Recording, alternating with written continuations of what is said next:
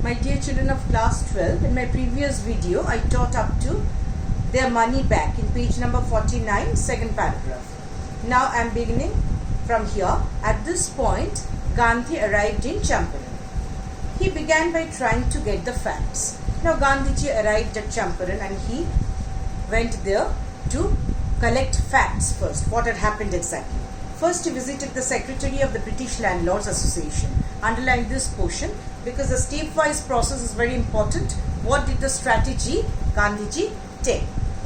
Now first he visited the secretary of the British Landlords Association. The secretary told him that they would give no information to an outsider. Gandhiji was treated as an outsider in his own motherland. Gandhiji answered that he was no outsider. Gandhiji answered firmly that he was no outsider. Next, Gandhi called on the British official commissioner of the 3rd division in which the Champaran district lay.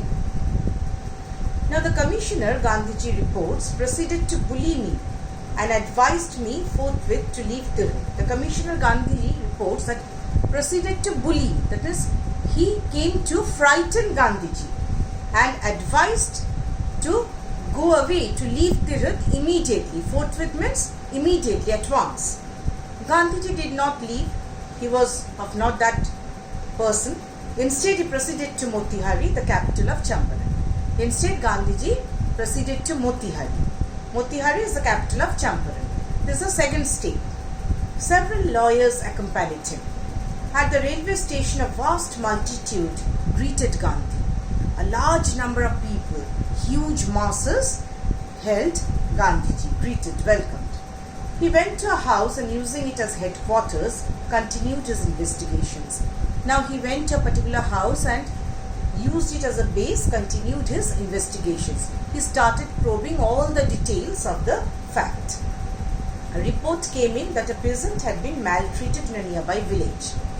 And at that time a report came that a peasant had been maltreated, means badly treated, in a nearby village. Gandhiji decided to go and see. The next morning he started out on the back of an elephant.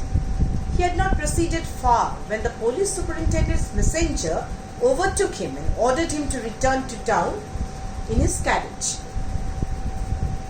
Just imagine, at that time the police superintendent's messenger asked him to return. Gandhi complied, but at that moment Gandhi diplomatically obeyed the order. The messenger drove Gandhi home, where he served him with an official notice to quit Champaran immediately. And then not only this, he was then served an official notice to leave Champaran. Gandhi signed a receipt for the notice and wrote on it that he would disobey the order. Yes, Gandhiji signed the receipt, but there he wrote that he would disobey the order. In consequence, Gandhi received a summons to appear in court the next day. Now, as a result of that, Gandhiji received an authoritative call from the court. All night, Gandhi remained awake, thinking about the decision. He telegraphed Rajendra Prasad to come from Bihar with influential friends. So, he summoned, that means called Rajendra Prasad, and he telegraphed Rajendra Prasad to come from Bihar with influential friends, with other resourceful persons he asked for. He sent instructions to the ashram. He wired a full report to the viceroy. He also telegrammed to the viceroy.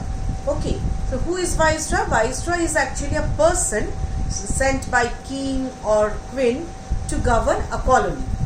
So viceroy was also, he wired a full report. Viceroy was also informed the full report. Morning found the town of Motihari black with peasants. In the morning, the town of Motihari was crowded with multitude of peasants. They did not know Gandhiji's record in South Africa, but they did not know anything about Gandhiji's record in South Africa, what he did there. They had merely heard that a Mahatma who wanted to help them was in trouble with the authorities. They only heard that Mahatma, that means Gandhiji, was in trouble with the authorities, so they flocked to help him. Their spontaneous demonstration in thousands around the courthouse was the beginning of the liberation from fear of the British. So this was a tremendous win over the British. The spontaneous demonstration, that means willingly and spontaneously they demonstrated without thinking, or rather without rethinking, in thousands around the courthouse, was the beginning of the liberation from fear of the British. And the British thought that their might was not challenged by anybody, not rather dared to challenge by anybody. So they got a tremendous jolt at this, that not only Gandhiji, all the peasants became fearless due to the authority and the leadership of Gandhiji. The officials felt powerless without Gandhiji's cooperation, and at that time the officials wanted Gandhiji's cooperation, otherwise they would be totally powerless. He helped them regulate the crowd.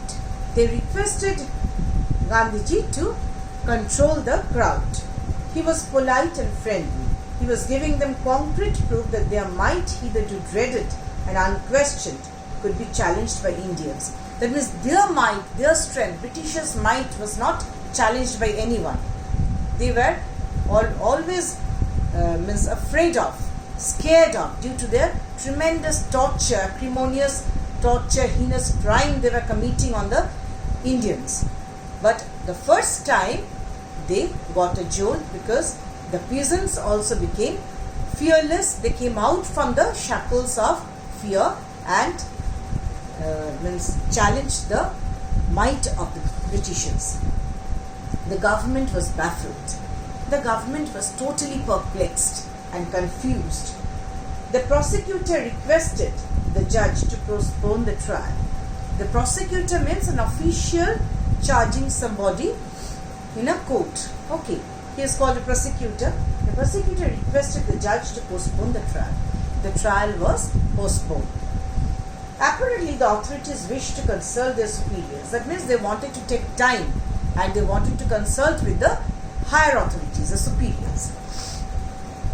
Gandhiji protested against the delay, and Gandhiji did not withstand that delay. He totally protested against, that means showed resentment. He read a statement pleading guilty. He was involved, he told the court, in a conflict of duties. On the one hand, not to set a bad example as a lawbreaker. On the other hand, to render the humanitarian and national service for which he had come. He disregarded the order to leave, not for want of respect for lawful authority, but in obedience to the higher law of being the voice of conscience. He asked the penalty due. That means he told the court that he did not want to set him as a bad example, as a lawbreaker. He also wanted to do the humanitarian and the national service for the good of the peasant, for which he had come. And he had come only to remove the, or alleviate the cause of the poor farmers for which they were troubled. And he had come, he asked the judge for due penalty.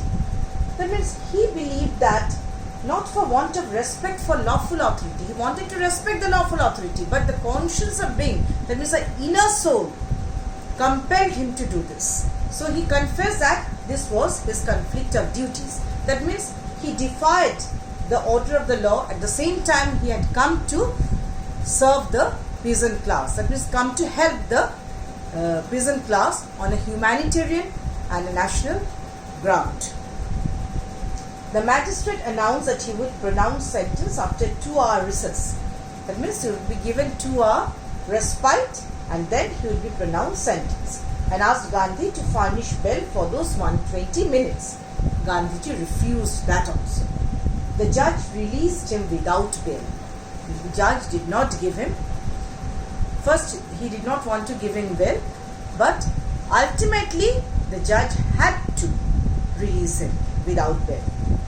When the court reconvened, again when the court sat, the judge said he would not deliver the judgment for several days. Meanwhile, he allowed Gandhi to remain at liberty. That means Gandhiji was allowed to move here and there, but he was at liberty. The magistrate finally announced when the court reconvened. Up to this, In my next video, the next portion will be followed.